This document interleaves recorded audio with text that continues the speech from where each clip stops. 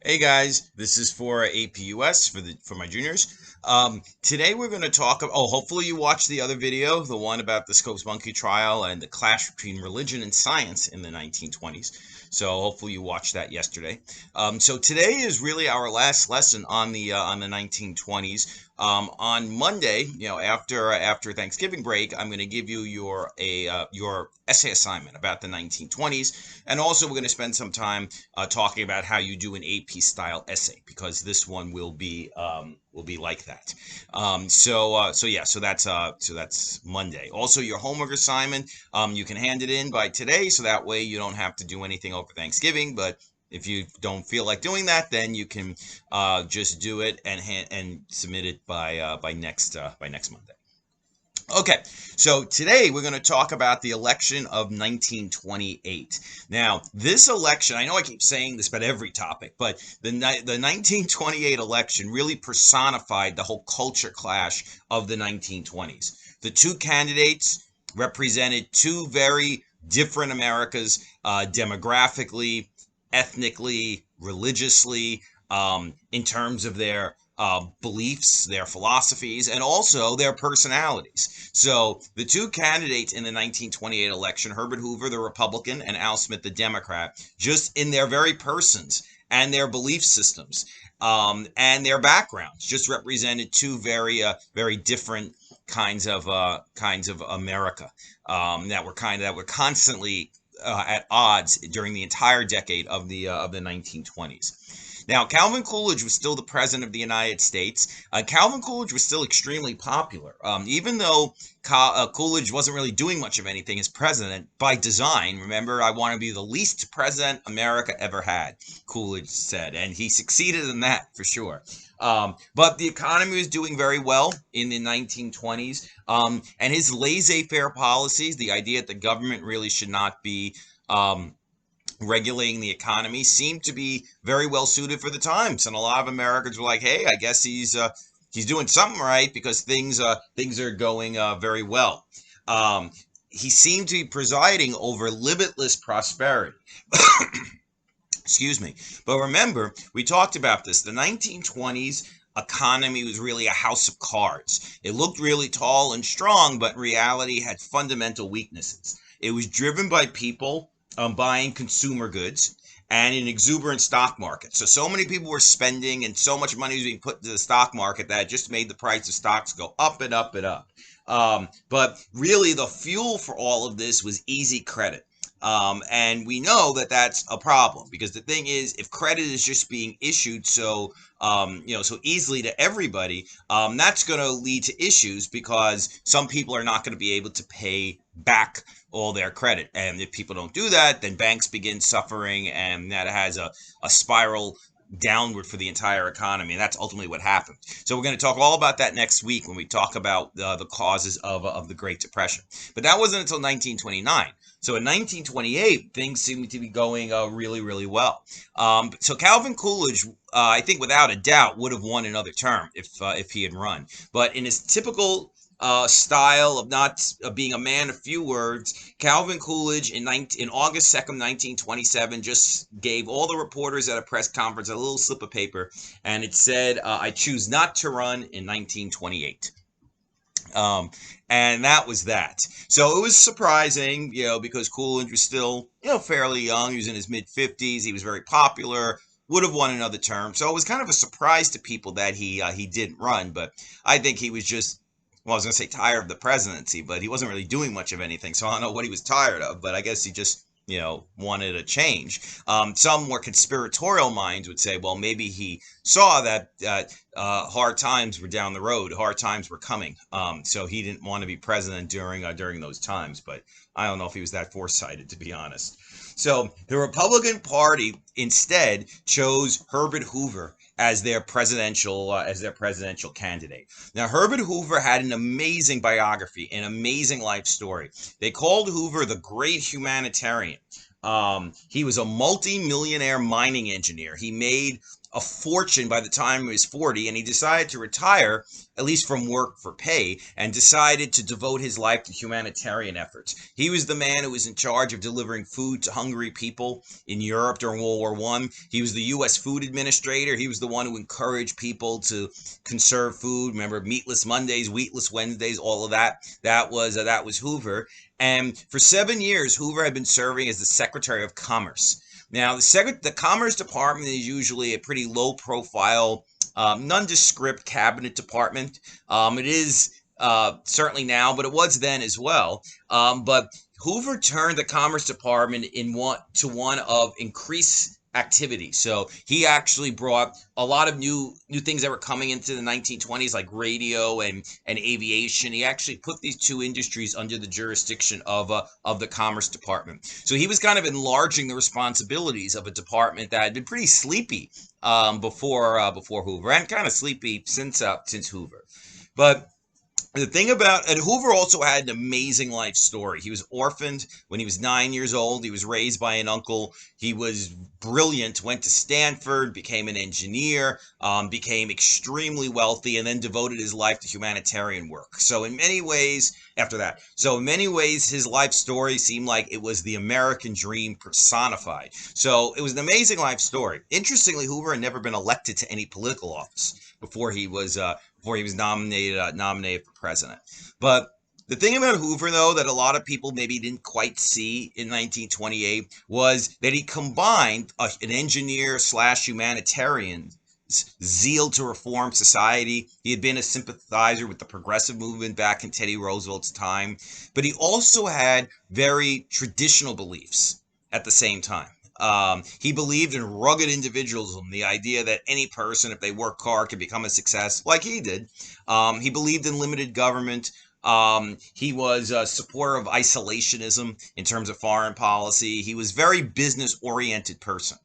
So he was certainly, we're going to be making this point a lot next week, he was certainly a lot more progressive than someone like Harding, and certainly more than Coolidge. But at the same time, he was still a conservative, and he did have very traditional beliefs about business and the role of government, and that turned out to be a big problem once the Depression hit. Spoiler alert.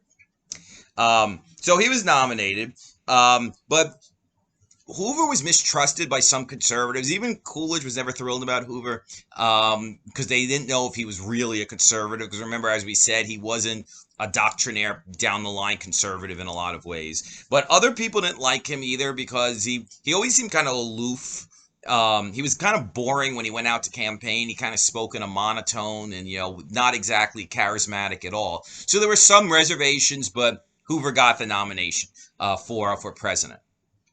Now, the Democratic Party nominated Herbert Hoover's complete opposite. Somebody who could be, the only thing they had in common was they both started off poor and reached the heights of success in American society. So I guess that is a big similarity, but in almost every other way, they were very, very different. The Democrats nominated the governor of New York, Al Smith, for president. Al Smith was really a character, just like Hoover was kind of boring and kind of nondescript kind of guy. Smith was just the opposite. He was very charismatic.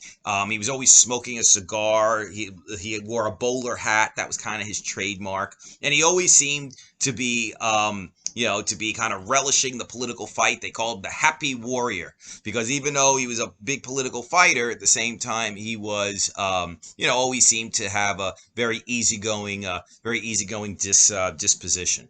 But perhaps also Smith was liberal. At a time when liberal politics was kind of at its depth in the 1920s, there really weren't many liberal, at least prominent liberal politicians in the 1920s. It was a time of conservative politics. Al Smith was a liberal. He believed that the government does have an important role to play in trying to improve people's lives. So that was kind of at odds with the ethos of the 1920s.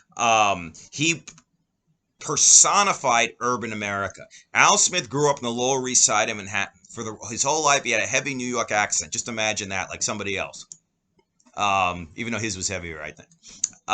heavy New York accent, which sometimes doesn't play that well nationally. Even though Donald Trump has a really heavy New York accent, but like it just kind of makes him seem like a tough guy. So like, some people outside New York kind of go for that. But usually in American history, a New York accent or being too identified with New York actually was kind of stigmatized. It was kind of seen as somebody who's ignorant, which is not true. But he personified urban America in so many other ways apart from his accent. He opposed prohibition actively. The first major party candidate to actually go on record and saying we should not be banning alcohol anymore. Favoring this really big activist government was certainly seen as a belief that was more common in urban America than it was in rural America. Rural America tended to believe more in more limited government. They were more conservative in their beliefs. So his liberal ideology was kind of identified with urban America. But the thing that probably kind of personified him the most, or with New York and with liberal America and the new America, was the fact that he was a Catholic. Now, Al Smith was the first Catholic to be nominated for president of the United States, and it's really hard to imagine today just how big of a deal that was. Joe Biden was just elected president. He's a Catholic, and it barely came up as a political issue, which is great.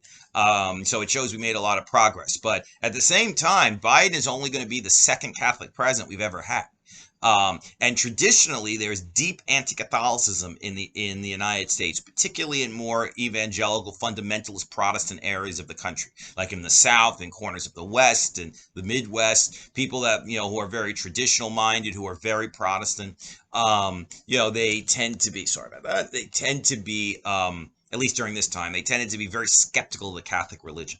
They felt it was too hierarchical, it was too foreign, with all these strange customs and rituals. And the biggest reason, of course, is the fact that the leader of the Catholic Church is the Pope, who's in Rome. So some people believe that a Catholic can never be completely loyal to the United States, that a Catholic's first loyalty always will be to the Pope.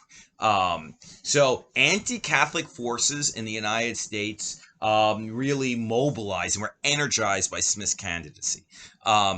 Smith being Catholic in 1928 was, and I don't think this is overstating it, was a much bigger deal than Obama being black was in 2008. It was a really, really big deal. A lot of Americans just could never support a Catholic for president because he was Irish, an Irish Catholic. Even though, interestingly, I think Al Smith was, the greatest governor New York ever had, because he'd been the governor of New York. Al Smith did not distinguish himself in his later years because he was angry at FDR. He turned against the New Deal and turned against all the things that FDR was doing, but things that Smith actually, had believed in before he got mad at FDR. So his last few years, he did not distinguish himself at all. But at his prime, at his peak, when he was nominated in 1928, he had been a great governor, amassed an amazing record as the leader of our state. So Al Smith, I found that actually was only a quarter Irish. That he was a little Italian, a little German, but he always identified more with being Irish. Now, would Smith take his orders from the Vatican? It was actually seriously asked by a lot of Americans, and his religion hurt him, especially in areas of the country where the Democratic Party had traditionally been strong, like the South. The South, is a lot more traditional in their views. That's a nice way of putting it. So a lot of them, were not thrilled about voting for a Catholic, but their Democratic loyalties were so strong that most still did. But in other areas of the country, it was very harmful. When Al Smith was traveling across the country campaigning, along his motorcade route, people used to burn crosses, like literally as he was going to make a campaign appearance. So that's what Al Smith had to deal with during his presidential campaign. And he was just also seen as too provincial, too New York. In fact, he was once asked a question by a reporter, what's your appeal to people in states west of the Mississippi? And Al Smith only half jokingly said, what states are west of the Mississippi? Not really the thing to say if you're running for president of the United States. Like, that's half the country, right? West of the Mississippi. So, and that statement just kind of, for a lot of people, just personified just, he was too New York, that he just never could kind of escape that and really be a national figure, be the leader of the entire country. Also, his theme song. He didn't run from being a New Yorker. He couldn't anyway, but like he embraced it, owned it. His theme song was a song called "The Sidewalks of New York." How do I say this without having the New York accent? The Sidewalks of New York. I guess that's the way I would have said it with that if I wasn't trying to be careful. But the Sidewalks of New York, I guess would be the non-New York way of saying that. Sidewalks of New York. So this song was his theme song. So he kind of, as his campaign song, so he kind of embraced it. Let's hear a little bit of it. Alexa, play The Sidewalks of New York. The Sidewalks of New York album version by Larry Gross and Disneyland Children's Sing-Along Chorus on Amazon. Disneyland. I'll make it a little louder.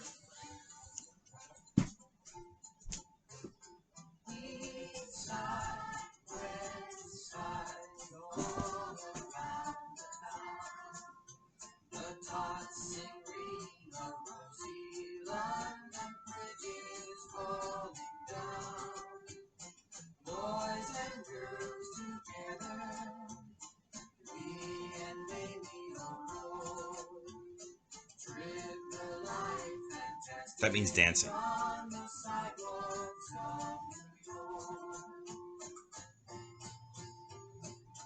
We'll just listen to one more stanza.